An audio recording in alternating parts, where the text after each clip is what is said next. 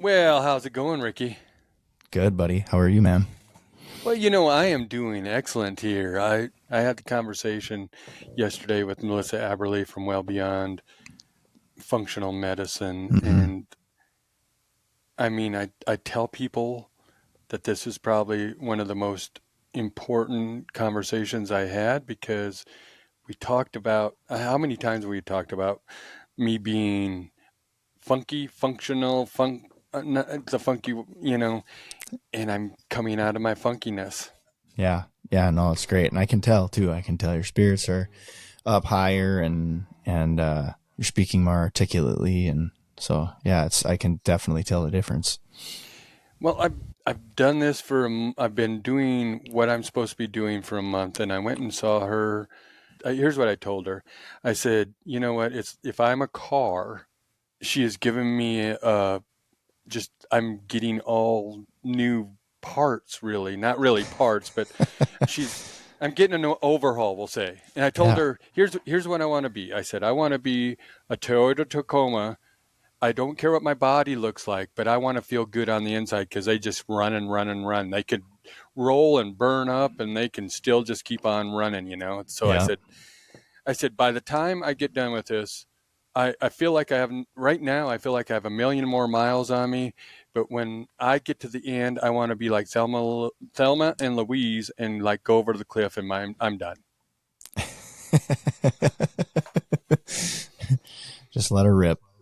Just let her rip because I, I am so happy that you see this in me and this is why I believe in it. And this is no program. This is no, you need to go buy this supplement and that supplement. This is about health and this is about hormone health and this is about thyroid health and this is about fixing the cells in your body. And, functional health is scientific, real medicine. And the only thing that I hate to have to say real medicine, but these are doctors that are trying to get to the root of the problem, not give you a pill and to fix your shoulder and a pill to fix your stomach and a pill to fix your toe and a pill to do this. They're trying to get to the root of the problem. And I'm not kidding you.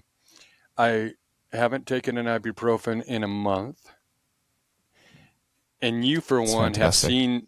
you for one have seen me like use them as vitamins. Yeah, yeah. And I have energy. There were days that I would be down in the dumps and I'm not there. I have not had those thoughts and I just want people to understand that this episode is very important to me because it's fun to find the answers to your problems. Right. Absolutely. I think it's really cool. If there's one thing to be said about this day and age with, so much ambiguity and uncertainty of what's going on in the world, it's really refreshing to see some of these up and coming generations like challenging the status quo, right? Like what what is really going on with our bodies, right? And our bodies have an incredible ability to heal like beyond what we even could comprehend before. And now just the knowledge that we have, with neuroplasticity in the mind, and I feel like the same thing with our body now that just this awareness that we all have with how our bodies are just way more competent than we think, and so I just think it's pretty amazing the things that are coming out now and the things that we are finding out, just all the new stuff that we've learned throughout this podcast and the guests that we've had Yeah. and the guests that you've been able to get in here and like through your own personal experiences, you know what I mean? And Yeah. like, who would have thought that this podcast would have been a catalyst to creating that transformation for both you and I, you know what I mean? So it's like, I just think it's absolutely amazing and it's proof in the pudding. You know what I mean? Don't die rusty. And this is what it's about. And it's a transitional thing. It's not always just regurgitating the same information all the time. It's we're learning more and more about how to keep our bodies from getting rusty. Yes, and I'm happy about being Don't Die Rusty, and I'm happy that we have, when we decided to do Don't Die Rusty as a podcast, that we never labeled ourselves and put ourselves in, pigeon ourselves, hold ourselves in one area, and we get to talk about this stuff. And I'm glad that I get to talk to the people we talk to and learn all kinds of stuff and improve our lives. And then, as well as I do, it's so fun to get those messages from other people saying thank you. And, I like to have that diverse people to talk to, because then we keep energy going. We don't talk about the same things every day. Absolutely. And I think it's refreshing for me to have the ability to be authentic. We don't have to put on this facade of us being perfect and that, we don't die rusty, so you shouldn't die rusty, that kind of thing. It's like, hey, this is a journey, and we're not perfect, and we have things that we need to work on as well. And this whole thing is also a constant reminder for us to not die rusty. So I love it. This is fantastic. Definitely. So I hope our listeners enjoy this conversation, because it tells my story a little bit of finding well beyond functional medicine. And you know what? This time Rick got the funky out. So enjoy the episode.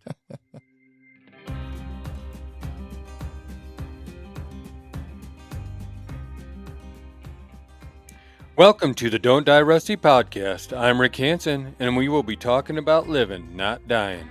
We're all in this adventure together, and we will be interviewing people who inspire us to live our best lives. People with various backgrounds who will walk us down the trails they took to not die rusty. Adventure in life are many things to many people. It could be a sprint or an endurance race, but with each adventure, we become a better version of us. We hope you keep chasing those dreams, being the best you, and of course, don't die rusty. Hello, Don't Die Rusty Nation. Today is, if I had, and I'm not putting down any of the other episodes that I've ever done. This is Rick Hansen, your host. But today is probably going to be one of the most important episodes I've ever done. That is because we've talked about Rick being funky. We've talked about all kinds of stuff when I was not feeling like Rick. And today I am with Melissa Aberle, and she is with Well Beyond Functional Medicine. You know what? I'm going to tell a story about how I got here, but I really want to talk to Melissa about how, first want you guys to know what functional medicine is, because when I was thinking about this and trying to do this, as all you guys know in my previous episodes, I have a hippie wife, and I didn't understand things. And then I listened to podcasts, and I started learning, and then I read Good Energy by Casey Means. I'm reading it now. I listened to some podcasts with her. But I came to understand that functional medicine is scientific based, and yet it's natural. But you can tell me, I'm going to let Melissa tell me what functional medicine is, and then we're going to dive deep. And this is, like I said, this is probably one of the most important things, because Don't Die Rusty is about helping people, inspiring people, and you don't have to listen to what I'm saying, but I'm telling you, this has helped me, and we're going to get deep into that. So thank you for being with me today. Thanks for having me. Yeah. I really appreciate it. Here's what I like about you. I mean, we're going to get deeper into Western medicine and stuff, but when I walked in here and we talked for roughly an hour and a half, and you cared. Thank you. And that's what it's about. Exactly. And we're going to get deep into how you changed my life too. But can you tell us a little bit about you and what is functional medicine? Okay. I've been in the healthcare field since '93. Mm-hmm. And around 30 years ago, Dr. Ray Strand, he was a family practice physician here in Rapid City, started giving talks on nutritional medicine. And I became fascinated. And I went to every talk that he gave. And then he decided to step away from his practice and start a new practice, and he asked me to join him. So I joined him. We started Health Concepts back in 1996, and I saw transformations of patients I had never seen. A college roommate of his was on the heart transplant list, and we gave him coenzyme Q10, and his ejection fraction, the strength of his heart, the ability to pump, it was at 25. I think we got him up to 60. He got off the heart transplant list. A really close friend of my brother's was a patient, ended up with type 1 diabetes. He was going to have to be on insulin the rest of his life. And Dr. Strand treated him, and he's still to this day, he doesn't have diabetes. So I saw what it could do. And so he trained me. Then I went back to graduate school, became a nurse practitioner, and I've been a nurse practitioner for about 24 years or so.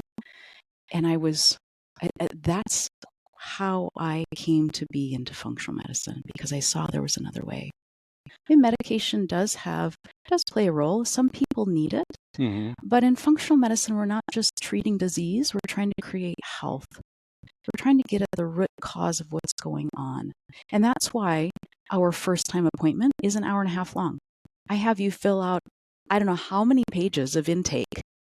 15 pages of intake form, because I want to know what you've been exposed to. Mm-hmm. Did you live in a basement that flooded? Did you get multiple tick bites? Did you play in water that had tons of pesticides and herbicides in it? What kind of toxic burden do you have? And that all of our life experiences are so important to our overall health. And I practiced family medicine for close to 18 years or so. And I had, with the first time appointment, maybe 20 minutes, and follow-ups 10 to 15. By the time the nurse got out, it was maybe 10 minutes. But I still saw the same type of patients. I just couldn't get into it like I did. I was seeing 15 to 17 patients a day, which isn't a lot in family practice. A lot of family practice will see 25 to 30. But now I see 5, maybe 7 is a booked day. Because my follow-ups are about 45 minutes. But you really get to learn to know the patient, what makes them tick, and what the underlying issues are. So we want to try to get at what the underlying root cause is, so we can heal that and allow the body to heal. And that's what I took in when I first came in here, because you have to make the decision that this is what you want to do as a patient. And you got to commit. Mm-hmm. And I'm going to tell you today, which I talked to you last week when I was on the side of the mountain, and since we started this journey, I started before I came because I was trying to get better, but I've lost 20 pounds now. Today was 20. That's when I weighed myself, I wanted to weigh myself before I came, just because. But you, functional medicine is about finding the root of the problem, and that, if people don't understand this stuff, because I talked to a guy, it was a couple days ago, and he's in the medical field, and he's going to come him and his wife are actually going to make appointments, because of course I advertise for you, even though you don't pay me anything. No, I'm just kidding. But I want people to feel better. But it was one of their parents. He said, they're on 10, 15 medications, and some of them are the same, just different names. They go to different doctors or do this and that, and they're all prescribed something, and they're not helping, because some of them are going against the medication that you're already giving this person. Yes. And I think, I'm going to tell you why I came, because first of all, I think there's people that don't understand their body. I think I felt good enough to know that what my body goes through. I know when I feel bad, and I knew I was self-medicating. You know that. I'm going to. There's no HIPAA here, except I'm not going to tell you what Melissa has helped me with, because you guys need to come and talk to her. But I was taking the thing about when I had to write down those your questionnaires, I had to look at myself and go, what the hell? Because first of all, you're wondering about what you're eating. Yeah. Then you're wondering about your lifestyle. And here's the deal. I'm very cynical about doctors anymore. Mm. And it's not, and maybe it's a bad deal, and maybe it's, I don't know if it's a good deal. But here's, like you were saying, if in Western medicine, they're trying to get you in and get you out. I get 5 minutes with a nurse, I get 5 minutes with a doctor. And here's the other problem. You know what the problem is with going to see a Western medicine doctor? But functional medicine is Western medicine, so I don't think we should be comparing that, because I think it's all science-based. Mm-hmm. But when you go to, they see you for 5 minutes, you see the doctor, but if I have questions, they don't like that. Yeah. Because you're taking up their time, Mm-hmm. and they need to go see that other patient. Yes. And that is what bothers me. Yes. I'm going to give you a prescription, you get the hell out of here, and we're done. Yes. And hopefully it makes you feel better. And the next time I'll give you a different prescription, because I only fixed that one problem. Now let's fix another problem. Exactly. And that's where I get cynical. And I walked in here, and as I was talking earlier, I was self-medicating because I don't want to go to a doctor. And I was taking 10 to 15 ibuprofens sometimes a day. And not every day, but I'd say 4 to 5 times a week. And it's been a month now since we've started my program. Mm-hmm. Probably we're getting close to a month. Mm-hmm. I'm not taking one ibuprofen. That's amazing. And I have energy. Mm-hmm. I have a better attitude, because we were talking about this earlier. When I walked in here and we shut that door, and you said, I'm not a therapist. But you are a therapist in the way that you don't have to talk to me about my problems in mental wise. Mm-hmm. But here's the deal. I was depressed. I wouldn't tell anybody that. I mean, I'm Rick from Don't Die Rusty, and I'm trying to pick people's spirits up. And not that I don't tell people that I don't have bad days, but you're trying to force yourself. You're masking depression by trying to be happy, but you can't. I would come home and I would be. I'm not saying Cindy's and I's relationship was bad, but sometimes I was snarky. And it wasn't Rick. Yeah.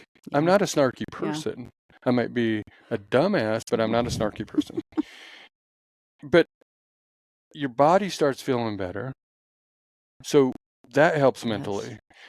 My mental health started getting better because I'm feeling better, and I feel that the stresses of life, of trying to feel better and trying to put that perception, I wouldn't say perception because I am a happy person, but trying to be happy as much as possible, it's easier now. Mm-hmm. And we were talking earlier also, you called me last week to talk about this podcast, and I was standing on the side of a mountain, and then I sat down because we had a good conversation, but I'm coming off of mountains and not feeling bad. And for you to change my life, and I consider this like you have given me an overhaul. If I'm a automobile, I want to be that Toyota Tacoma, okay, Mm-hmm. where you can beat the hell out of it and it keeps on running. Yeah. So I don't want to be that car that is out in the pasture or I don't want to be that car that has that oil leak and you just keep on limping it along. Exactly. If I'm a car, you gave me an overhaul. You've revamped my engine. You've got me feeling so much better. It feels like I got another 1,000,000 miles on me. Mm. And people don't realize that you're not making me new, but you're revamping what I'm going to. I'm restoring. Yeah. And here's my question to you, because it was bothering me after I thought about this, was I was doing those ibuprofens, but I never asked you this. What I am doing now, will they linger if I Do you understand? I'm feeling better. I'm not doing that. Will I eventually get restored stomach-wise? So that's what we do worry about, right? Long-term Mm-hmm. use of anti-inflammatories is wrecking the gut, Mm-hmm. causing, what people call leaky gut. But that's able to be restored. Mm-hmm. The cells in our colon restore very, very rapidly, but we can't trash it all the time, right? Yeah. So to be able, and that's foundation, because 95% of our neurotransmitters are located in our gut. 70% of our immune system is located in our gut. Our gut is also a neuroendocrine organ, or this nervous hormone organ. It's vitally important to have that healthy. And once we restore that, it's absolutely amazing how the body can heal. I had a friend of mine, she's a patient, she had psoriasis from her scalp to her ankles. She'd been to Mayo Clinic, she'd been on harsh drugs, she'd been to tons of dermatologists, and I said, we have to heal your gut, put you on low-dose naltrexone, and put you on a gluten-free, dairy-free diet. And in 3 months, she didn't have a spot on her body, and she was covered. And she, for years, had tried to take the pharmaceuticals, and it wasn't working. I mean, it truly did heal. So yes, I have great hope for you. Well, thank you, because I love how I walked in. I mean, like I said, the hour and a half thing makes a big difference. And I understand. I love if you, and like I said, you have to make the decision that you're going to do this in life. Mm-hmm. And you got to look at the harsh realities of life. I don't care if I live to be 120. I just want to live a good life till when I can't. Yeah. And my mind is better. Mm-hmm. I am less foggy. When I walked in here, that was one of the things that I was truly worried about, because I felt like I had a brain fog. And I think I speak better. I was trying to find words when we were in here, if you remember right. And I feel that my mind is getting less foggy, and I am becoming I can think better. Yes. So, and then the other thing that we talked about was, it was actually, I think you can tell me different, but chronic fatigue and chronic pain, I think, are associated. And you have helped me on both. What do you see when you have people come here? Like me, I'll use me as a guinea pig here, but that was my big worry: chronic fatigue and chronic pain. Yes. And a lot of times, well, if you are in chronic pain, right, it wears the body down. It wears you down mentally. And a lot of people, then they won't sleep well. And then they wake up tired.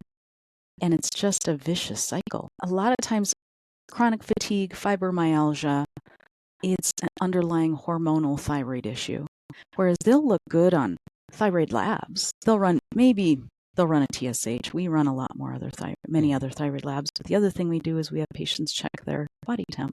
Oh, yeah. Because a body temp is a marker of their metabolism, and it's a marker of that T4 to T3 T4 thyroid hormone to T3 thyroid hormone conversion. T3 is what works at the cellular level. That's what helps us with our energy. Every one of the 37 trillion cells we have in our body has a receptor for thyroid hormone, and it needs that free T3 as opposed to that reverse T3 to be able to function appropriately. What's interesting is the average body temp over the last 100 years has gone from 98.6 down to 97.6. Anything below 98.2, I'm treating to try to get that back up. And it's absolutely miraculous when we can do that, how it will transform people's lives. And getting that body temp up, it's like this well-oiled running machine. All the gears are working. I had a lady yesterday in the clinic. She said, I feel like I'm walking through wet cement when my temps were lower. And now I'm free to move, and I have so much more energy. And it's the thyroid is one of the master glands of the body. So I don't just check one, I check a whole bunch of thyroids, and then we check that body temp. And over the last 20 years of treating that type of thyroid conversion problem, I've had a handful, 10, 15 people maybe have normal body temps. Really? Yeah. A lot of times we don't appreciate what that low body temp will do, but we certainly appreciate what a fever does. We get tired and we're achy and we're cold, and and we're hot and sweaty, but we don't truly appreciate what happens on the other end unless we're hypothermic and about ready to die. Mm. So we've got a lot of people walking through life with thyroid conversion problems, but it'll oftentimes show up normal in lab work. And what that will do for energy and fibro and pain and mental clarity is amazing. Well, I think I was at 97.2 to the 98, maybe, depending on the day, of course, because that's why why you have me do it 3 hours a day for 3 days, because you need that average. You need to know where I was, and I was down low, and then of course, here's the thing I don't think people do is they don't read about how to get better. I did podcasts with Dr. Ray Jensen, and he was telling how podcasts help him learn, because we have so many experts out there now. Yes. They can't stop the machine now. Yes. I mean, the wellness, we are getting better now. I'm getting better, but here's the deal. In the winter, I'm cold. I was cold. And in the summer, I couldn't handle the heat, and and I could have it at 72 in the winter and 72 in the summer, and I was both.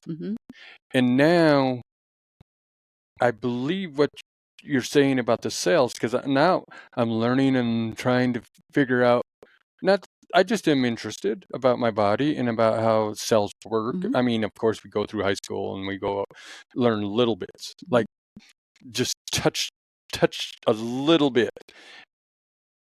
But when you talked about that and how the cells were working when we got together, and now that I feel so much better, I understand. Like I'm optimal, and this is where I'm cynical too about the medical machine. Is they have that you're in that spectrum of you're all right. You're in the green. But you can be at the low green or you can be at the high green, depending on where you're at. And maybe the high green isn't optimal because you could go over the edge there. And I was in mostly normal. If you're scanning and you're saying to me, we need to work on this and we need to work on that and we'll get this better. And you have. And, I'm going to keep on coming and I'm going to keep on promoting you because of this, because I think everybody needs to know how to feel better. And you need to listen. You just saw I have Casey Means' book, and luckily hopefully she's going to be our Surgeon General. But we need people to understand it's not just coming to see you and hoping to get prescribed. The reason I came to see you too is I talked to another guy in town who hopefully he made an appointment. But there are places that just prescribe testosterone for a male. You'll get better. Yep. I didn't want that. Yeah. I wanted to have the whole spectrum. Testosterone is just not my problem. Even if I have low testosterone, that is not going to just fix me. Exactly.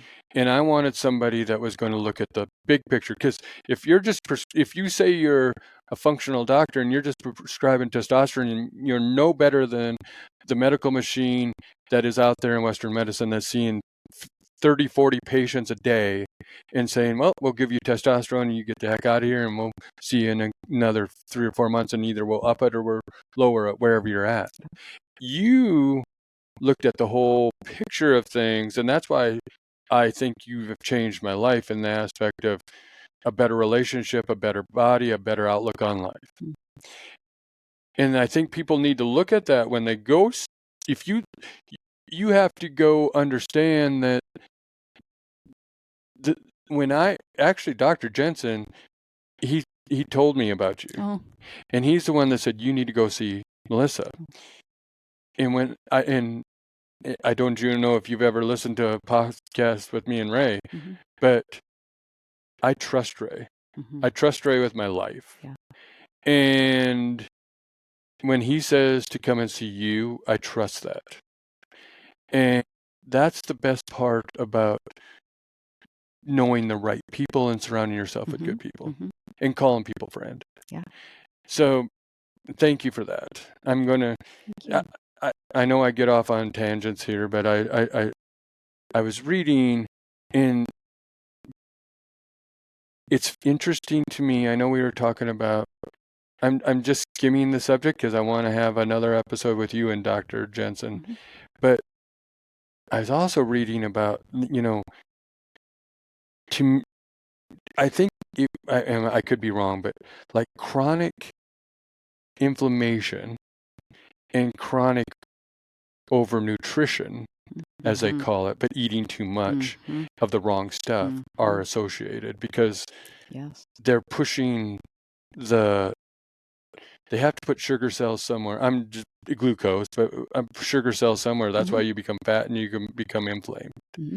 And you've changed my diet a little bit, and we're going to get into food here in a little bit. But how does that affect us? Like, I'm not saying my knees don't hurt because I have 2 torn meniscus and I have arthritis.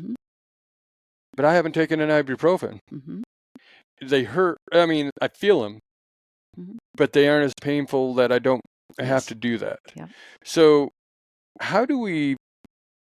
what directions do we go with that? Is that because of our thyroid also, like fixing our cells with our temperatures that we get more, is it red blood cells going to help those, or am I wrong? Going to help what? Like my knees, more. I'm sorry. Gotcha. Sometimes I need a translator, and you can call me a dumbass. What the hell are you trying to talk about here, Rick? No, as we age, we don't have near the stem cells that we used to. But also as we age, we don't have near the hormones that we used to as well. Testosterone lubricates joints. Estrogen, a lot of menopausal women will get a frozen shoulder. A lot of times that's lack of estrogen. I have women who thought they had rheumatoid arthritis, and we gave them the appropriate hormones, and weeks later they don't have any joint pain whatsoever. Now, there's always a lot of wear and tear, right? Oh, yeah. There is. As far as eating and inflammation, every time we spike our blood sugar, the pancreas has to kick insulin out if it's working effectively. So we have the blood sugar. Let's say that's why I get a food diary. I want to see what people are eating for breakfast, lunch, dinner, snacks, and all sorts of hours. But a lot of times we'll have, maybe the little old ladies say, well, I have juice with my banana and my cereal. I have protein in my milk. And so here's her normal blood sugar. She just spikes her blood sugar, and then the pancreas has to kick insulin out to try to bring it back down. Every time we spike her blood sugar and the insulin increases, that insulin is a master fat-storing hormone, and it creates all sorts of inflammation every single time we spike our blood sugar. So I want people to prioritize protein.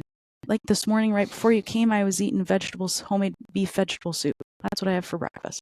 Yesterday I had cod and a couple eggs, because we have to give our body the building blocks, those amino acids in those proteins, to be able to help build hair, skin, nails, joint, muscle, neurotransmitters. But so many people they're overnourished with, and I wouldn't call it nourished. No, they're poisoned, right? Yeah, don't. With sugar. And something I recently learned is the amino acid utilization score. I don't know if we've talked about this. No, we didn't. Because for years I was making a smoothie, and I was putting all sorts of probiotics and iodine in there and collagen, and I was getting 30 grams of protein. I made one for my little girl, and this year she said, Mom, it doesn't hold me till lunch. And then I read an article on the AAU that means what percent of that protein goes to help build good things in the body, and what percent of that protein turns into sugar. The best is breast milk. God's designed it that way. Then it goes eggs and meat. The lowest is protein powders. And I've been using them for years. Me too. And every time we dry that protein, we hydrolyze it, we grind it up, it has an AAU score of 17. So 17% goes to help fix things in our body. 83% turns into sugar. Really? So some people said drinking a smoothie is like drinking a milkshake. It doesn't taste as good. So when I thought about that, I gave my little girl amino acid tablets. And I gave her 3 one morning. She said, that lasted me 1 more hour. I gave her 5. And it lasted me, but it still didn't last me. And I thought, why are we doing this? I'll make you eggs for breakfast. Mm-hmm. And it's so much better. We don't have cereal in our house, never do, unless my husband goes to the store and buys a box every 5 years. And my daughter one time said, "Can I have cereal for breakfast?" "Yeah, you certainly can. You might want to take some food later." And she came home that day, and she was she's probably 15 years old, and she said, "I didn't feel good. I can't imagine how my classmates feel eating cereal all the time. I felt really weak and I couldn't make it to lunch." So she learned that lesson. So if we can prioritize protein and great vegetables, if you want to throw in some low glycemic fruits on occasion, then we're going to keep our blood sugar like this. Then we'll keep our inflammation down. Then we're not feeding that visceral fat that we have, that fat that suffocates and surrounds the organs. Muscle is an organ. It helps burn glucose, burn sugar. It helps our metabolism. It burns 7 times more calories than fat. Fat sits there, it jiggles, it's flabby, and it's inflammatory. And every time we spike our blood sugar, we're storing that as fat.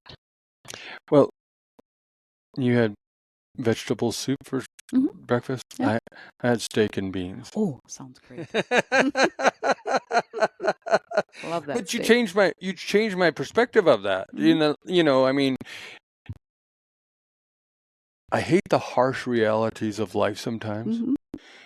And when you have to write down what you're eating to come here. Yeah. And I'm not saying that I'm perfect, and I'm never going to be perfect. Yep. Because I've changed my lifestyle too. And I think people are afraid of change. Mm-hmm. That's why I want to feel better, but they don't want to do the work. Yeah. And like I said, I'm not trying to say you have to go do things. I'm just saying I'm giving you an opportunity to listen to what I've experienced in this whole journey in the last roughly 8 months, because I knew that I was not feeling like Rick to now that I feel like I'm back to being who I used to be. Mm-hmm. But the harsh reality is what you're eating. And I can go to Leon's up in Spearfish and have maybe 2 scoops of ice cream, we'll say. Mm-hmm. But and there's no ice cream in the house. Mm-hmm. So that's a treat. Mm-hmm. I have not had a pop either. Great. And I don't miss it. Mm-hmm. I really don't. And I don't miss that part either. And you have to decide if what's more important is. I'd rather climb the mountain to see the view than have a Coke to save time or whatever. Mm-hmm. And it's interesting when you walk into a convenience store, all the stuff that's in there, and you're driving down the road and you're just sedentary and you're just eating or drinking it. But I changed that, and I change up my meats, but I eat a lot of. You've told me to eat a lot more protein because I wasn't eating enough protein. I was eating a lot more carbs than I should. Mm-hmm. And nothing around. I mean, I'm not going to tell everybody how to eat, but also it was portion size. Mm-hmm. Like when I told you about, like, I might go we had people in town, so we went to Leon's but I could go home before, and instead of 2 scoops, we'll just say, that bowl was fairly full. Mm-hmm. It's not anymore. Yeah. I know I don't need it. You can be satisfied with a little. You don't need a lot. Yeah. And I think we've grown as a society that because of you save money if you buy extra at some of the bigger box stores. Yes. And that's not how we should look at life. Yes. Like if I go buy fruits or vegetables, Cindy says, "Why do you want to go somewhere to get more?" I said, "No, because it will go bad. Mm-hmm. I only need a little, and then I can always go back to the store for something else." And I think we've also lost, and you can correct me or not, because food interests me. And you don't, until you start looking at the cellular, how cells use what you eat. Mm-hmm. I look at 50, 60, I hate to say 50, 60 because I was born by then, but I should say 100 years ago. Mm-hmm. We didn't have the processed food. Right. We had whole foods. Yes. And we were more active. Mm-hmm. And because we had to be. Yes. And I don't see imagination in people, and I don't see them being active. They like, and uh, your activity is what you do. Mhm. My activity is what I do. But I worry about not having the peace of mind knowing that I feel good. Mhm. I I never I knew when I was overeating because I was full. Like I Mhm. was like over full, and then I Mhm. didn't I couldn't breathe, and I Yes. felt like crap. And now, like I said, the difference in diets for me is changing. I'm not. I figure, and you can correct me if I'm wrong, but because I am wrong a lot. But 90% of if I eat 90% of what I should, Mhm. and have that occasional 10%, Mhm. Yeah. I'm still winning. Amen. You know. Amen. And sometimes people feel like they're so far gone that it's. He was probably close to 400 pounds and he was in his 20s. And on his intake form, it said, what stresses you out? And he said, thinking about trying to lose 200 pounds. And I looked at his food diary and he door dashed almost everything. And it was, burgers and pizza and chicken strips. And his mom was very willing. She got steak in the house and she got vegetables. So I said, what can we do to make some small changes here? I don't expect you to go from 0 to 100. Just start making small changes. And then he was sitting around all day in dark rooms. So needed light. And it didn't feel good enough to go to the gym because he was almost 400 pounds. Mm-hmm. I said, then I want you to walk outside. And for people who don't have any vegetables, just take one a day, and then we'll work from there. Or a woman who was drinking 5 Mountain Dews a day. Mm. Oh, I said, okay. I mean, granted, I want you on none of that, Mm-hmm. but what can we do to dial it back? Just slowly by slowly by slowly. Then they'll kind of realize that, oh, I can live without it eventually, right? Mm-hmm.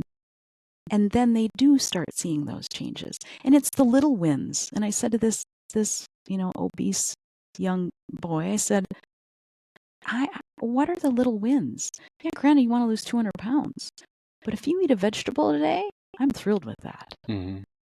So we really need to look for all those things that we're doing, all those little steps that amount to a lot, that can amount to a lot and can amount to good change in our lives and our health and mental well-being. That journey starts with one step, right? Yeah.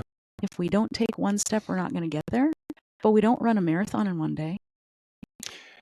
No, and that's what I always say, always one step forward. Just keep moving forward. Yes. And that's how I started looking at it, as little wins.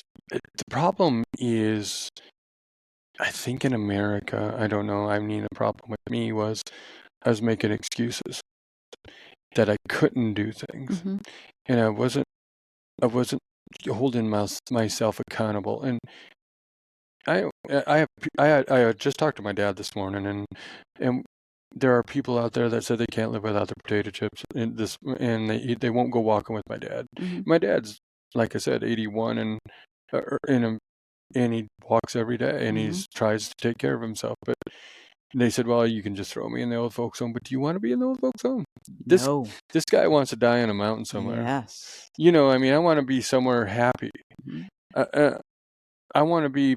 I never want to be in a hospital because I've seen that, and to die. I'm saying Mm-hmm. I want to die where there's somewhere that is peaceful. Yeah. But I hate that. I used to have a guy. I'm. This is one of my bad things. I'll have to tell you, but I'm relentless. Mm-hmm. If I'm a friend of yours and you smoke, Mm-hmm. I am relentless with you. Yeah. And it started out Mm. that I had a friend, and he's older. He said, you got to die of something. And then I kept on hacking on him. I said, do you really? Because I said, I've seen my grandpa had emphysema. Do you want to have oxygen? Yeah. Is that a life that you want to live? And I would keep on hacking and hacking and hacking on him, because that is my biggest pet peeve. Mm-hmm. And he stopped smoking. Oh, wonderful. I mean, Good. some heart problems help that situation out, but then you have to realize, do I really want to die of something? You know, you got to die of something, but do you want to die like that? Yes, exactly. And I think he realized that, Mm. and that's where I'm saying I want to keep on running the race. Mm-hmm. I'm older and slower now. Mm-hmm. I'm not 20. Yep. And actually, I'm going to go out to the Western States. It's the oldest in ultra marathon, and actually probably in the world. And I got invited. I get to hang out with Emily Hoggood and Paul Lind. He's her coach, and some world-class athletes. But the deal is, I've started, not that I'm going to run an ultra marathon, but I've started running a little bit, but I look stupid running like I'm not 20 anymore. But where I'm going with this is they give me energy to see that I can keep on moving forward. Yes. When I get to hang out with good people that are worried about health and worried about being the best they can be, that makes me better. So if you have questions out there, start hanging around with a different crowd. Hang around with the people that want to make themselves better. I hung around with people that were very worried about nutrition, we'll say, and I kept on scoffing it because I said, "Am I living? Am I?" You have to make the question, "Am I living?"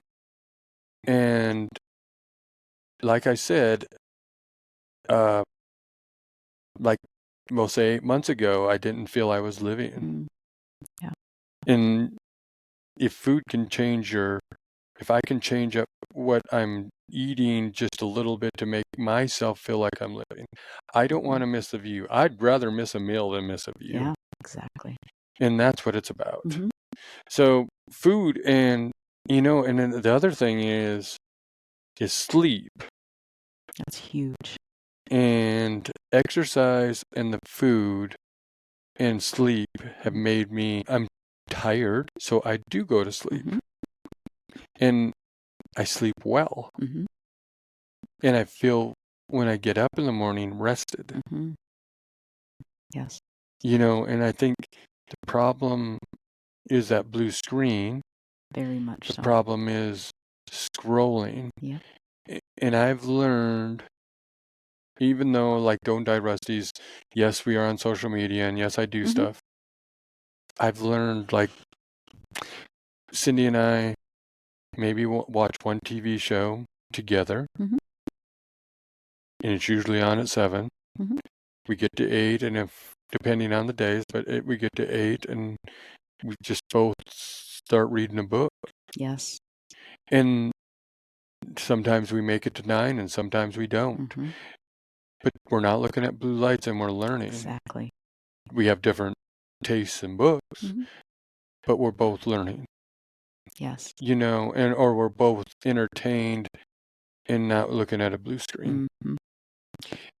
What's so fast, I just was learning about, getting early morning sun. We've got blue light and red light, and that morning sun gives us more of the blue light spectrum, which gives us energy.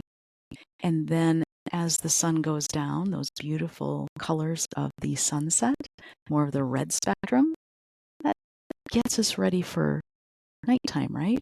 And so we've got it backwards. People will be in bed on their phones, right? I always have on my computer, and whatever device I am on, it always has that filter, the light filter on it. But it's so important. Are these kiddos that are stuck in a dark room playing video games till all hours of the night? That melatonin is all messed up. And it goes against God's natural law. I mean, he made it perfectly. He put it in the sunrise and in the sunset. And sleep is hugely important. That's one of our first, we have multiple questions on sleep in our intake form. And if there's any question that they've got sleep issues, I'm ordering an overnight pulse ox to see what their heart rate and their oxygen are doing at night. And like that 400-pound kid had severe obstructive sleep apnea. And then we got him a sleep study, and now he's got a CPAP at 24 years old.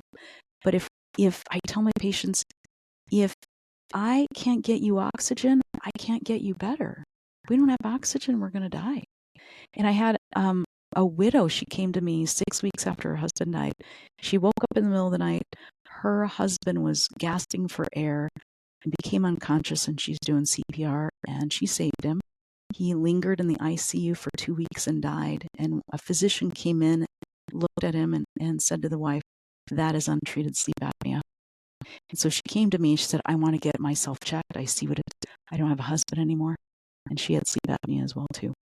So I'm frequently getting overnight pulse oxes on patients. And if those are fine, if your oxygen isn't dipping more than 5 times per hour, and you're not spending any time under 88% oxygen, then you're pretty good. But so many people aren't getting that oxygen and the rest that they need at night, because then their body's going to wake them up every so often. They don't even realize it to try to get the oxygen, and they wake up feeling worse than when they went to bed at night.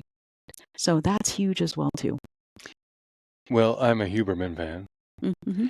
and that's what he says: drink a glass of water, go out and walk. Yes. And don't, like, if you have, this is, I can't remember which one it was, what one of his episodes was, but drink water, go out for your walk or whatever you do, get that sun, get that fresh air in your lungs. Yep. Don't have any caffeine, don't have your coffee, just drink a glass of water and get your butt out and experience it. And that's what I normally do. Like, I take a glass of water and head out. You know, I mean, I do my business in the morning because you have to, and then you go out. And it's funny, last night I posted that Friday Night Vibes, and I had a picture of the Crow Peak sign, and I had a picture of the sunset, which was funny because the oranges were awesome and the yellow, and I didn't think about that because when I got home, I went right to bed. I took a shower, done. Yes. But a guy asked me, one of my friends, and he said, do you like sunrises better or do you like sunsets? And I said, well, I definitely like sunrises better because first, to me, it's a new day. They're better colors. I like the oranges, but when you wake up in the morning to see a sunrise, there's all kinds of vibrant blues too. I mean, you get the whole spectrum. And then you don't know what's going to happen. You don't know if the clouds are there. You don't know if, that's going to make it a beautiful sunrise. You don't know. You just don't know. And I like that surprise because it feels like it's a rebirth of a day. Yeah. Where anybody, because you have to get your butt out of bed to do this. Anybody can see a sunset, and anybody can say, "Oh, that's wonderful." Yes. But the sunrise, it means more to me because I do get up, and I think I have when you have that schedule of getting up in the morning, all of us go to work, but for me to get up earlier to go, it's usually 3 to 4 miles in the morning. And to breathe that fresh air and cleanse my mind and get energy for the day. Yeah. I think that helps too. And so that's why I like sunrises. When you're saying that, I understand the sunset part too. And everybody likes that sunset part. But watch the sunset. If you're at home, then read your book and don't look at blue light and go to bed. That's what I'm saying. Exactly. Yes. But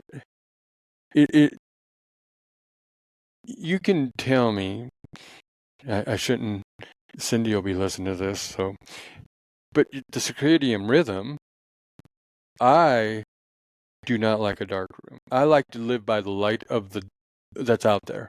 And Cindy says, well, there's artificial light. I said, well, there's not really artificial light coming in our bedroom window, but we have this argument. I don't care if it's moonlight or not. I still sleep. And she shuts her side down and I keep mine up. Because also, like, I get up usually 4:30 to 4:45 because then I get ready and I'm out, so I get everything done so I can go to work. And this time of the year, there's that light blue glint at 4:30, 4:45, that light blue glint. And so there is something about it that even if my alarm doesn't go off, I'm still awake. I mean, Yes. it feels like, Yep. because it's Right. just one of those deals. Mhm. And I mean, I even wake up, now it's getting earlier, Mhm. but I wake up automatically. Yes. And then I see that, and Mhm. I think that does something, but that's just interesting to me, the light and the sleep and all that added up, Mhm. Yes. I have a red light in my bathroom for nighttime Oh, really? because you know, our body makes melatonin, and it's not just for the nighttime. It makes melatonin. All different body systems make melatonin. But if we wake up in the middle of the night and we see more of a white light, it will shut that off. Now, whereas a red light, and I was thinking about this, a lot of the digital clocks now are in red. Ah, But because I use melatonin for, to help with yeah. cancer and Parkinson's and things like Yeah. that. So yes, my husband liked the blinds open. I wear a night mask Really? because we need to have it dark. And he was having sleeping issues, and I'm like, well, because we've got tons of windows in our room. So he tried shutting them, and he's like, oh, I do sleep better. Really? Uh-huh. Yeah. Isn't that funny, though? I mean, because, like, we don't have a camper. We just throw a tent in and Mm-hmm. go. And Mm-hmm. this is my problem, because I say, if it's a full moon, the light is coming through the tent. Mm-hmm. That's where I'm coming with that Yeah. stuff. And I can sleep anywhere. But I Mm-hmm. think it's also because you get up at 4:30, 4:45 in the morning, and you go to 8, 9. I'm ready to go to bed anyway. Mm-hmm. Yeah. So it doesn't bother me if the lights on, Mm-hmm. noise doesn't bother me, because I'm tired and I'm ready to go to Mm-hmm. bed. Mm-hmm. So maybe, I don't know. I think it's just interesting how one has like, sometimes she'll put a mask over her Yeah. eyes. Yeah. So yeah, that is just cool. It's just interesting to me, because I was looking at the whole picture of the functional medicine, and I mean, it's sleep, food, movement. I think the de-stress of life, Yes. because if we can take out that chronic pain, and if we can take out that inflammation, Mm-hmm. which is probably the painful part, yes, Mm-hmm. and if we can just start feeling better and have energy, I think stress starts alleviating us, Yes. in body and mind. Mm-hmm. Yeah. And you do that. Oh, thank you. Yeah, I have a lot of people who are under a lot of stress, especially in the last few years, right? Um, like a young girl I saw yesterday, she's getting ready to get married. I'm like, that's so exciting. And she said, I'm so nervous to walk down that aisle. I said, why? I just get anxiety. I said, okay, then let's work on that. So we're, because we live in this oftentimes high stress, this fight or flight atmosphere, and we don't get those parasympathetic, that rest and that digest often enough, because we're go, go, go, go, go. So I said, your breathing is really, really important.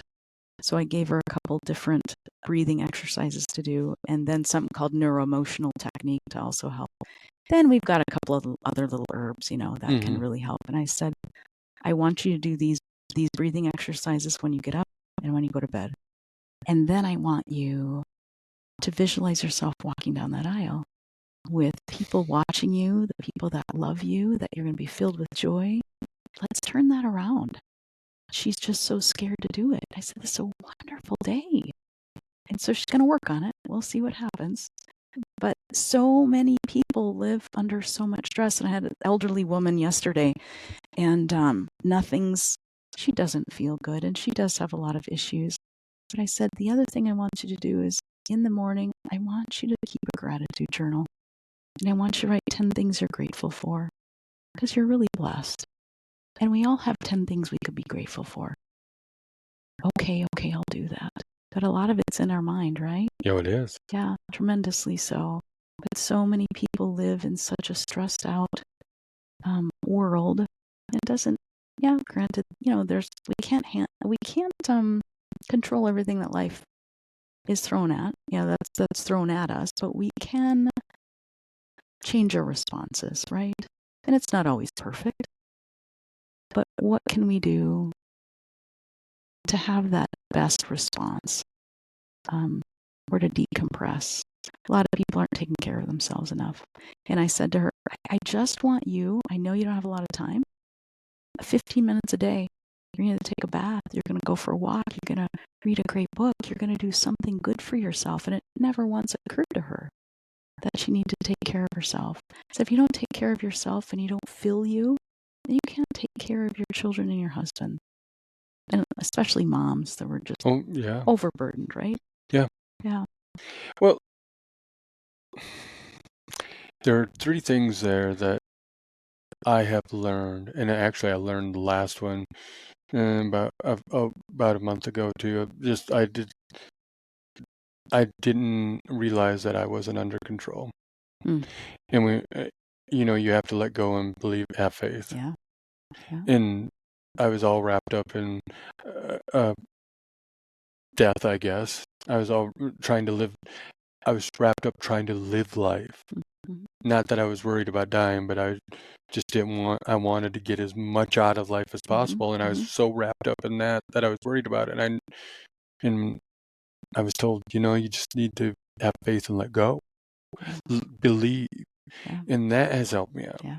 I'm a big believer in Eastern philosophy. I have probably every book that the Dalai Lama has wrote. But I did meditation there, you know what I mean? Like trying to be the best me.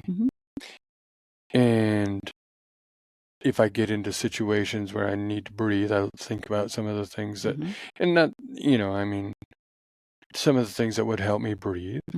And then I also believe, like, my hikes and my morning walks are for clearing the head to de-stress. And if I'm stressed after work, I will go for either a long hike or I will go back and do my little walk. So you have to decompress somehow every day. And if it's that bath, if it's that book, if it's even cooking or going out in the garden. Yes. If you can find your peace somewhere, it doesn't have to be what I say you have to do. Right. It's what you find that peace where I'm not thinking about those stressful situations. I need to think about walking where I am so I don't trip, or put good things in your mind. Exactly. I read a deal, I can't think of his name off the top. Actually, as a reel, but he says, good energy helps good energy, and negative energy produces negative energy. And those, like I said before, that's the people we hang around. So you have to decide, is this a person I really want to be around because they're constantly negative and they're not going to help me out because they're going to keep on stressing me out? Yes. Or, all these things that add up that we need to learn from. Because I was thinking about this on my walk today about people have said there's springtime friends, there's summer friends, there's fall friends, and there's winter friends, and then there's yearly friends. And I was trying to think about, I have probably 4 yearly friends. And then there's this, then I have those friends that pop in and pop out. Not that I dislike them and not that they're not, but they help me out in certain times to pick you up. But it's interesting how but I have let go of those friends that were negative. And I like the people that cheer me on. When I told them about this, they start thinking. And they're not saying, really? Right. You're doing this? You becoming a hippie? Something like that. But this, like I said, it's not that. And I like this part. Because I want to get into, I know I get off on rabbit holes and stuff, so I'm trying to, I'll try to get back, because one of your questions, and we won't have to get deep, we talked about this, but one of your questions is about, did I have the COVID shot? Because I think I think some of it's still stressful, and I think, even though it's 5 years ago, and I think I have anger issues about that. not. I have more anger issues about how things were handled more than that. But I had friends that we were never worried, Mhm. and yes, in America we lost people because Americans are not healthy. And I made fun, and I told you about this today. I said, I grew up on a ranch. I jumped in water. We don't know what was in that water. You have cows. Right. You have cows going down to drink, and they're pooping in it, and you don't know it. Right. At that time, you don't know if there's a pesticide in it. You don't know Mhm. what's in it. Mhm. And if I can live through that, my immune system must be fairly decent. And I've pulled calves and had the tails whack me in the mouth, and I mean, there's all kinds of stuff that you could get. Right.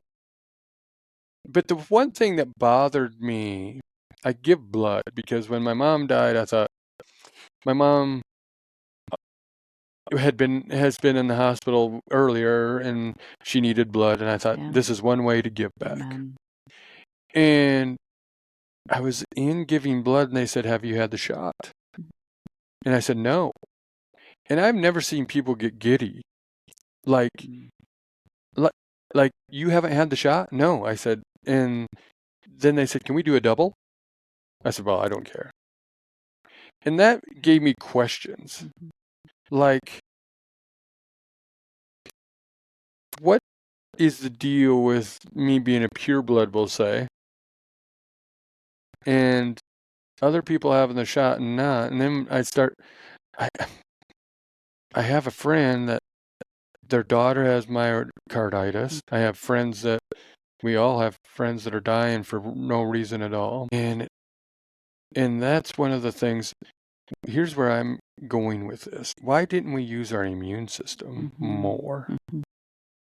And I'm not going to put you on the spot here, but I see at that time when we have doctors saying you need to wear a mask and you need to have the shot.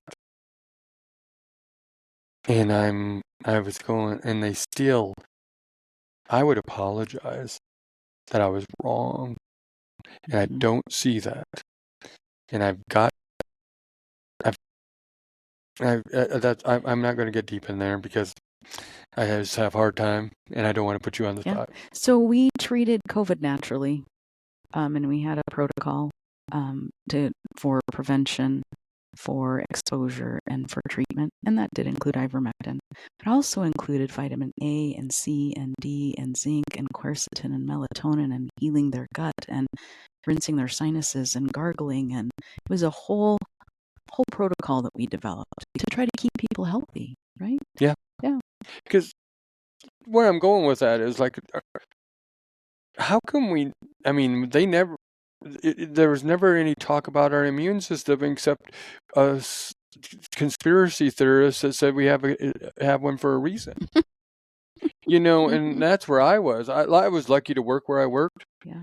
Because when you would have been forced to have a shot, I would right now, and I'm not that person. I truly am not that person.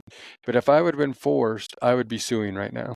You forced me to have something that wasn't, and that's me personally. But because I did get sick, and I got really sick, but I seem to get sick about every maybe 4 or 5 years.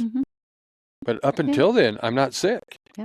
It's like something adds up, you get the wrong bug, and you start feeling better. But that one just bothered me, and I knew you did a little protocol there, but it was interesting to me, and you treated it. I mean, it was interesting to me, why did they want my blood? Why do they like? Because you don't have, because the spike protein, you probably don't have near as much spike protein as they did. I was just reading a research article that they figured the spike protein from the injection would wane over time. And they stopped their study at 730 some days and found that the body kept producing it and going up and up and up. So that's my guess. Yes. Thank you for donating. Yeah. Yeah. I feel it's a good thing to do. It's also interesting. Do you have pressure from does any Western medicine pressure you, or are they? It's funny because I was watching YouTube videos too, because I try to be smart, and I try to come in here prepared to ask smart people questions.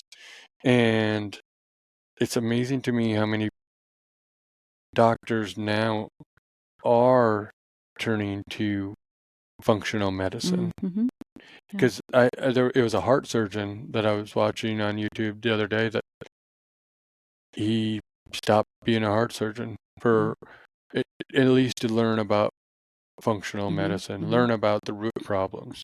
And he was kind of talking about, like you did with the doctor, the heart person that you had earlier, that you and your the when you learned functional medicine with. Those are interesting things. Like, I think, because I get so mad. I'm not angry. I'm not an angry person, but if you watch television, there's always a pharmaceutical commercial. Always. Yeah. And that's kind of why I really don't watch a lot of TV anymore, because you can either have Cialis, Viagra, or Ozempic, and whatever else you need that will fix you. And this is my problem, because I believe that they shouldn't be able to. Here's the deal: if you can't have cigarette commercials on, why are you going to have pharmaceutical commercials? So I want to go to the doctor and say, I want Ozempic or whatever. I want this medicine or that medicine. And I'm going, why are they allowed to be in our media, and why are they allowed to be advertising on TV? And I didn't know if I you don't have to answer, but sometimes I wonder if you get pressure from these people to shut up. Oh, that's a great question. I was seeing an elderly gentleman for dementia, and his family's coming in, and he also has congestive heart failure, and he's got a couple of and pre-diabetes, and so we're really trying to optimize his brain and his mitochondria and his gut, and then they went to their primary, and they told their primary that they're seeking additional help, and he's a really nice guy. But they said he got really defensive. And I said, you know what? We're all a part of the body of Christ. I look at it this way. He looks at it that way. Your dad needs that medication for his congestive heart failure. And I was explaining to them how those meds worked to help his dad. I said, he's going to need that. So I need, for my more complicated patients, I need them to have primary care, because I'm not going to manage congestive heart failure. I can help with diabetes and hypertension, but man, when they're on 3, 4, 5 meds for the hypertension, they need that. But I will say, I will caution patients, and I'll say, this is probably what you're going to hear. Like on natural progesterone to help maintain pregnancies, this is what they're going to tell you. And, or if I start you on this is what they're going to tell you. But this is the reason we're doing this, and give them, the chance to do it and the opportunity to make their own decision. I had a gentleman, he was on 3 blood pressure meds, 2 diabetic meds, and he said, I want off these drugs. I said, okay, I might not be able to do that, but he had changed his diet. He lost 30 pounds. I gave him a supplement that helped the endothelial glycocalyx. It's a fancy term for, let's say, Teflon on the inside of our vessel walls. It coats the 60,000 miles of vessels that we have in our body, and then allows the blood vessels just to go through real easily, like a Teflon coating on a pan. Your eggs don't stick. And after a while, once that wears down, then the eggs start sticking. And that's when we start getting damage to the inside of those vessel walls. And I said, I have this supplement that can help heal that. But you have to check your blood sugars, and you have to check your blood pressure, because it's also going to affect that. So he came back to me in 6 weeks, and he was on a half of a blood pressure pill and off another diabetic med. And he said, I ended up in the emergency room because I got dizzy. They said, your blood pressure's too low. Let's give you steroids. And I said, let's just reduce your blood pressure pill. You don't need another med. It's because your body's healing itself. And so he got off 4 medications. Now, that was a really fantastic response to that supplement. There are ways we can, do natural Yeah. things. But it brings back another story. I was looking for a sofa recently, and the guy who was selling the sofa, he said, I used to be a pharmacist. I'm like, so we went down that rabbit hole, and he said, and he was older, he's probably in his 60s, and he said 40 years ago in pharmacy school, my pharmacist, our professor said, if you're on more than 3 medications, then the other meds you'll be given is to manage all the side effects of the other medications. I'm sure that's not always 100% true, but they wanted to give my patient a steroid as opposed to bring down his other blood pressure pill. But it's amazing how we are made, how we can respond, how we can heal if we give our body the right things. Well, that's like those.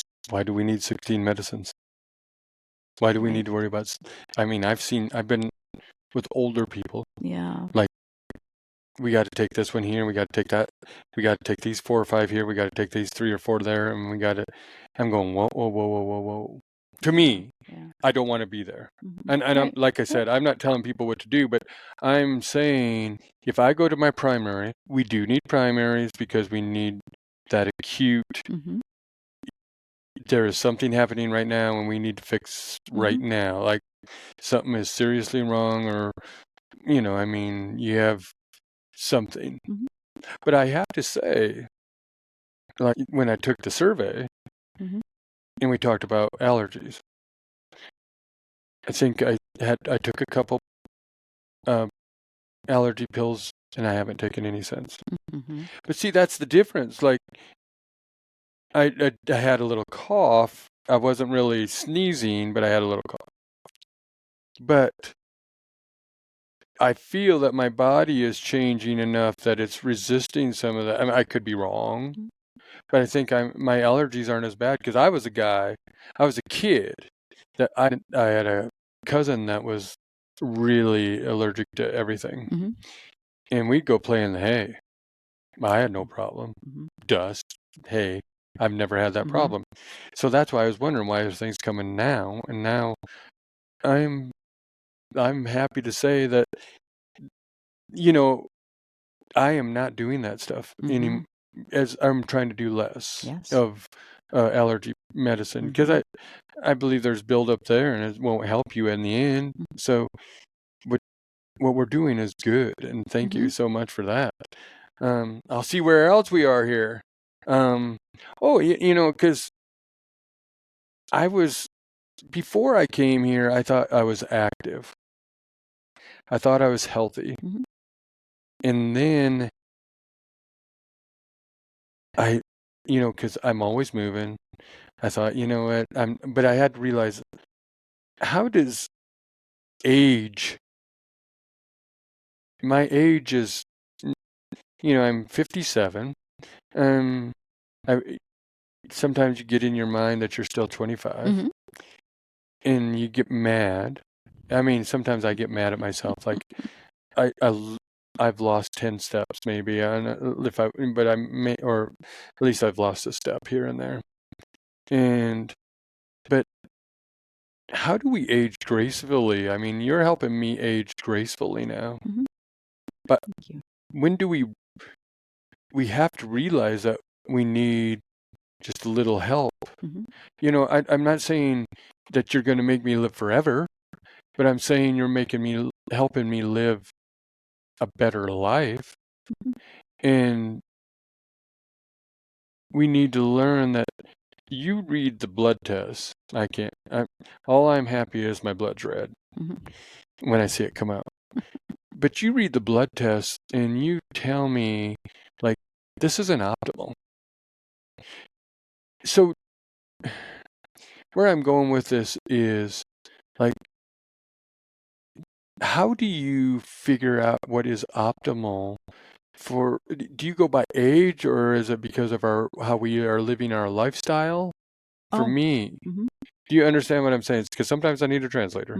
But I'm saying, like, I'm a 57-year-old guy. I'm probably still a little bit overweight, but I'm getting that down. How do you figure the optimal? Is it from the survey I take? or the person I am. I understand, like, I feel I've been an athletic or been active all my life. Mm-hmm. But you get that person that they don't care if they are active. Mm-hmm. What is optimal? How do you figure that out? I mean, everybody's an individual. Mm-hmm. It's amazing to me that you can figure that out for all different types of people, from Uh-huh. from your young overweight kid to me. That's what makes it so fun. Yeah. It's like putting a puzzle together. You don't know what the picture's going to be like, right? Mm-hmm. Everybody is so unique. All of your backgrounds are so unique, and your biomarkers are individualized to you. That's why we run a whole gamut of labs and maybe an overnight pulse ox and your temperatures, and because there are some certain parameters, right? Body mass index and your fasting blood sugar, your fasting insulin, your blood pressure, and then the symptoms that you have and how are you feeling. One of the things we didn't touch on much yet are hormones. Oh, And as yeah. we age, I will not be without hormones till 5 minutes after I die, till my blood quits pumping. So we went to the last 2 years, I go to hormone conferences all the time for the last 25, 30 years. And the last 2 years have been some of the best. When there's so many things that happen as we age and we start to decline, that it's a lack of hormones. Like we'll have women have joint pain.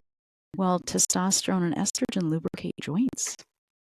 And then they quit sleeping. And they're cranky or they're moody. They have hot flashes and insomnia, and their skin is aging. So we test for all sorts of hormones as well too.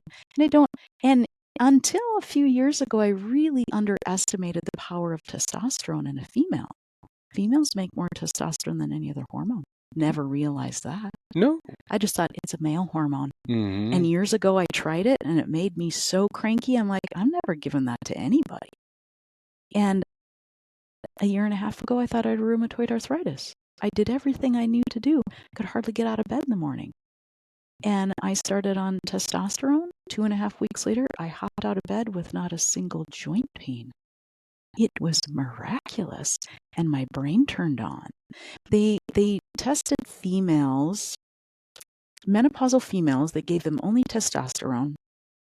And they gave them a survey of all these different menopausal symptoms. Testosterone helped 80 to 85% of those symptoms, which was so remarkable. And so now I'm much more likely to give that. The four that we mainly test for are DHEA, testosterone, progesterone, and estrogen. And a lot of people are still really leery. Well, I never give synthetic hormones. It's only bioidentical, and bioidentical means the same chemical structures which our body makes. Mm-hmm. So our body knows how to accept it, how to metabolize it, how to deal with it. A lot of the synthetic hormones, we don't have the enzyme capability to break that down. It'll stay in our body 13 times longer.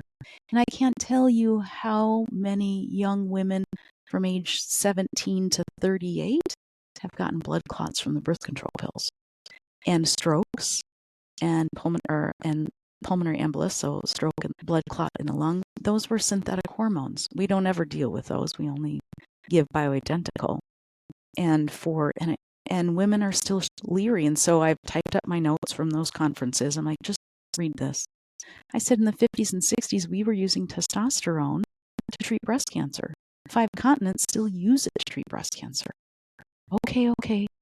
And their bones, bone health. It's so important. Testosterone, DHEA, and progesterone build bone. Estrogen slows bone loss. So they really need all 4 of them if it's going to be low. And a lot of women will say, but this is the normal range of progesterone, 0.1 to 0.2. And I'm like, yep, you got 0. Nothing there, don't you? And I said it gets almost to 250 when you're at the height of your pregnancy. How'd you feel pregnant? Really darn good. Yeah, you had a whole bunch of hormones then. And they dropped down to nothing. She said, well, that's the menopausal range. I'm like, yeah, you'll lose about 90% of your hormones after your little ovaries have sputtered out. So you lose that, and you're going to live another 30, 40 years. Don't you want to live healthy? And I was at a hormone conference, and one of my favorite physicians, she said, would I give an 85-year-old hormones? And I'm thinking, no. She's like, yes. I would. And I did. And she's still golfing. I thought, okay. So it's for our brain and our bones and our mental clarity and heart disease. Women have much less heart disease risk than men until they hit menopause. And then it pretty much increases, so it's equal to men. Well, we've lost estrogen and testosterone. We replace that. And women can reduce their cardiovascular risk by 50% if they're on estrogen for 5 or more years. It's really, hormones are vitally important. So that's one great measure that people can take to be able to age gracefully. You saw me write down a note here because this is another reason I'm here. You've given me testosterone, and I was on the low end of that green little spectrum, and that's why I think I'm feeling better too. But I of course, I listened to some podcasts, and one guy was trying to help this person with an ankle injury, and it would never heal, and he was an intern, a resident, and he asked the doctor and said, "Can I give him testosterone?" And it healed his ankle. But where I'm going with this is very interesting because my wife has been to her gynos and stuff like that, and they don't know about hormone therapy. And I'm lucky to have the wife I have because she's very interested in hormone therapy. And we have talks because you get into a vehicle, you have to talk. You know what I mean? Yeah. There is nowhere to go but talking.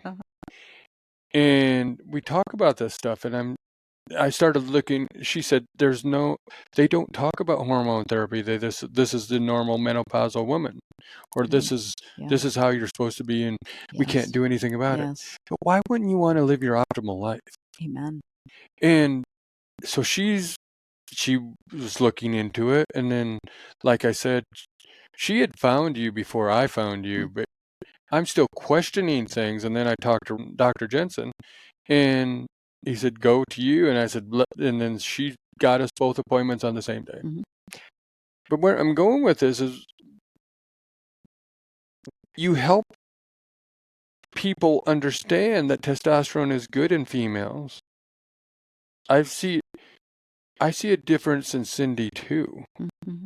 Mentally, I'm just saying, it's funny how it changes our mindset and our stressors. And when you're feeling good, relationships are better. And for me like I said, I've never been to a gynecologist, and I probably never will be. But for them not to know about hormone therapy when you're going through menopause, that is bothersome to me. I hear it day in and day out. They know, because they mainly deal with young females, right? But what they have been taught is birth control pills. And that's the other question I will ask women is, how many years have you been on hormonal contraceptives? And they'll tell me, and I said, we really need to be very diligent about breast screening because it increases your risk of breast cancer by 50 to 90%. And I said, I bet you've never been told that. I said, no, never. And so they have been taught in medical school and by all the drug reps that come by. I used to have 3 or 4 drug reps come by at our clinic. Not this clinic. No, I know. My family practice clinic. Yeah. And that's where, a lot of times, that's where you'd learn. And what are you learning about? Drugs. And so you have to go to restorative medicine conferences, bioidentical hormone conferences, functional medicine conferences, and listen to those type of podcasts. Definitely. Seek that out, right? And so it's not taught in school. It just isn't. And so we have to be self-taught, and we have to go seek it out. What a difference it's made. And I had a young gal. I also insert, hormone pellets. Yeah. And she came to me, and I said, "How are you doing?" And she started to cry. She said, "You've saved my marriage." And she's only 40. Well, you've helped me, so I'm happy to hear such good things. That's what I'm saying. Yeah, it's amazing what it can do for people. Or like progesterone, it's the calming, relaxing, sleep promoting hormone. And women will get really cranky. You give them a little progesterone, and they're so much happier in menopause. Mm. And plus, hormones are so important to the brain that those neurons or those nerve cells try to produce estrogen and progesterone because they need it to function. And if we can give that to females, it can help delay an onset of Alzheimer's, as well as assist women with dementia to be able to have more mental clarity. That's huge, because you don't want to languish for $11,000 a month in a nursing home. Think of what we could do preventatively. Hormones are pretty dang cheap compared to $11,000 a month.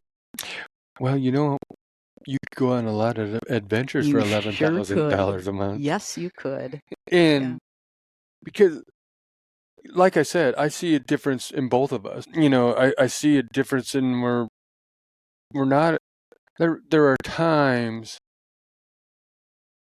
that we both were not optimal, and we hardly ever have a fight, but it was just tension. It was like stay away from each other. But now it's just so different. It's like we want to be around each other more. You know what I mean? It's not that we were like not liking each other. It's just one of those things like tonight's not the night, dear.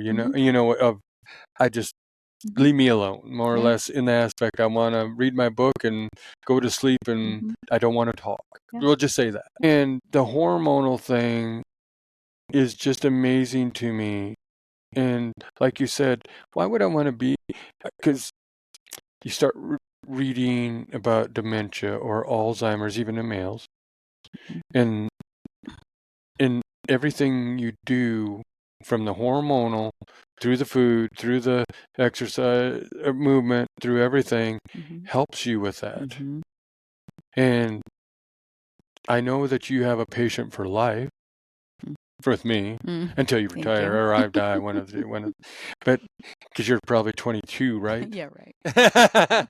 But when you start trusting somebody, you would trust them. I trust you with my life now in that aspect. I told Dr. Jensen that too. So I have two here now that I trust. But when the hormones that you've given me have made me feel better. I know it. Yeah. But here's the deal, though. Last week on the mountain, and you're talking to me, and I'm telling you how good I feel, and you said, "Do you think it's the testosterone?" And I said, "I don't think it's just the testosterone. I think it's the combination, because I don't think we can." You have to have the combination. It's not just hormones, also, but it is hormones on a bigger spectrum. But it's the little things too, the thyroid, like we were talked earlier, and it's the testosterone, because I do know it has healing effects after reading and listening to some podcasts. And if you're out there, you're listening to podcasts, so you listen to them. But we have so much information that we can glean from podcasts and from books, and now I've got to talk to you, I'm your patient, but I also, on this sense of here, I've kept you here for an hour and a half. I could keep on talking to you for hours. Let me see if I had anything else there. Is there anything else you think you want to talk about? You need to come and talk, Melissa. You need to set up an appointment. You need to make a decision that you want to make your life better. You need to make that decision, and it's a hard question to ask yourself. You have to look within yourself and ask for more of yourself, because it's interesting, because I also did my blood pressure, and I was always proud of where my blood pressure was, and then you said, well, you're all right. And I kept on thinking, well, I'm a little high, because I've always been like in that lower range, and that's where I wanted to be. But you've helped me in. I had to look within myself for food. When you really have to look within yourself about food, that's scary. It is, Can because be. I felt like I was being judged. And I was judging, and it wasn't you judging me. Mhm. It was me judging myself. Like, Mhm. really, you are eating all that crap? And it doesn't, like I said, 90-10, at least you're still winning. Yeah. Amen. Yeah, Amen.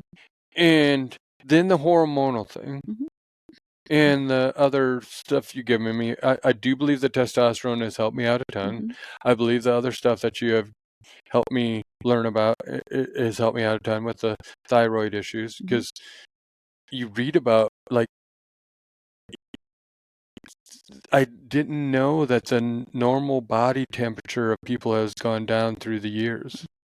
I didn't know. And then before I listened to podcasts, I didn't know that R.J. Reynolds bought food companies. And then they had people that get Yes. addicted to the crap. Yes. And that's why you want to keep on eating the crap. And once Yes. here's the deal, people. Once you start, you don't, because I always thought, like, I'm going to be missing out on something. Maybe it was FOMO of food. I don't know what it was. Mhm. But you aren't missing out. Mhm. What's more important in life than maybe staving off dementia? Mhm. What's more important than seeing The View? What's more important than seeing your kids grow up? Or being able to spend time with that special person as long as you Right. can, Right. and not go to the rest home Yes. or wherever and see them in that corner. Right. Because I always said I wanted to be, I will never be in a rest home, but I said, you can always make memories. Mm. You can always make money, Mhm. but you'll never, ever, you can't, if you get too far, you'll never have your health is gone. Right. You have to worry about your health before you have to worry about anything. Mhm. And that had to start, like, getting in my mind, like, you need to start thinking about this, you dumbass, kind of thing. You know what I mean? And I thank you for letting me become a patient. And here's what you got to think about: is what's the cost of living a good life? Right. And you can, Yeah. anybody can live a good life if they decide that they want to do it. Mhm. People have asked me, like, I mean, we've talked about this. I hunt a lot. They said, how can you go out of state hunting? Well, you know what? I don't go to the bar. Mhm. I don't buy cigarettes. Mhm. I, Right. I mean, Yeah. I'm not out there drinking, Mhm. buying a case of beer and going home every night. Mhm. Well, I, you have to prioritize what's important in your life. Yeah. And for me to enjoy life, I need to keep moving. Yeah. And it doesn't, like I said earlier, you don't have to worry about being me. You just need to worry about being yourself and what fulfills you. Mhm. There is happiness and there's joy. Mhm. Mhm. What's going to give you joy Right. in life? Yeah. And joy in life is to keep moving. I want to be climbing mountains at 100. Mhm. Mhm. I mean, if I make it that far. Yeah. That's what I want to do, and you're helping me do that. So when we get to the end of our episodes, I ask one last question. Okay. What's the good life to Melissa? Oh, I'm living it. Yeah. I wake up in the morning. I meditate, pray, spend time with the family. We have family dinners together. Take care of myself. I go on silent retreats a couple times a year. A great marriage, a wonderful family, and I'm active. Yeah, I love what I do. Is it easy? Nope, not easy. But it's so rewarding when I have people. It's such a privilege, and it's a great joy to be able to come alongside somebody else and to help them. Yeah, I mean, it's such a gift for me, and I'm so blessed where I am. Yeah. And I love the stories of how it has to be fulfilling to know. I'm not the only one, because you've told me stories throughout this episode that you've helped people.